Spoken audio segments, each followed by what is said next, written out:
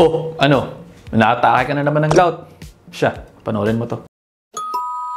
Ang gout ay isang form ng arthritis na nangyayari kapag nagbi-build up ng uric acid at nagiging crystals sa joints. Yung uric acid nanggagaling yan sa mga pagkaing mayroong purines na nakikita sa maraming mga pagkain at inumin. Kaya kung mapapansin natin, malaki ang ambag ng mga kinakain sa kondisyong ito. Kaya naman mainam na malaman muna ninyo kung saan nagmumula ang mga purines na yan para ma-manage natin ng maayos ang gout ninyo, dahil baka nanggagamot nga kayo ng uric acid ninyo pero nakakakain naman kayo ng mga pagkaing mayayaman sa purines, baka naman yan ang dahilan kung bakit hindi nagiging maayos ang inyong mga gout. Ito na ang ilang mga pagkain at inuming kinakailangan ninyong iwasan kung mayroon kayong gout. October na, Oktoberfest na. Una na dyan ang beer at mga grain liquors tulad ng vodka at whiskey. Isama na rin natin dyan ang mga red meat, lamb at pork. Nako, kapag ka may inom pa naman, madalas mayroong mga pulutan ng ganyan nakasentro, di ba? Kaya tigil-tigilan na ang inyong pag-iinom, walang magagawang maigi yan sa inyo. Isa pa, yung mga lamang loob tulad ng atay, balon-balunan at iba pang mga lamang loob.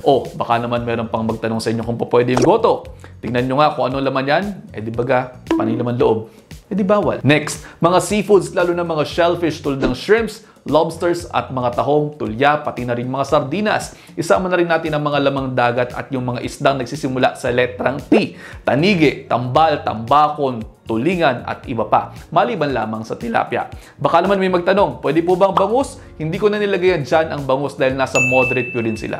Pwede naman paminsan-minsan, pero kung aaraw-arawin mo, pwede pa rin tumaas ang levels ng uric acid mo riyan at magdulot yan ng gouty attacks. Kaya lagi sinasabi, moderation ang kinakailangan. Ang dinidiscuss lamang natin dito ay yung mga masyadong matataas ang purines. At panghuli sa inyong mga kinakailangan iwasan ay yung mga high fructose products tulad ng soda, mga naka-tetra pack na juices, ice cream, candies at syempre yung mga drinks na nasa fast food. Lahat ng yan pwede magpa-atake ng gout sa inyo. O tapos baka may magtanong, pwede po ba yung munggo? Oo, pwede ang munggo. Ang gagawin mo lamang ay huwag mong lalagyan ng chicharon o ng baboy dyan sa munggo. Baka may magtanong ulit, anong lasa nun? Di masarap. Try mo lutuin yung recipe na ibinahagi ko sa isang segment natin ditong Sandok ni Doc kung saan nagluto ako ng munggo.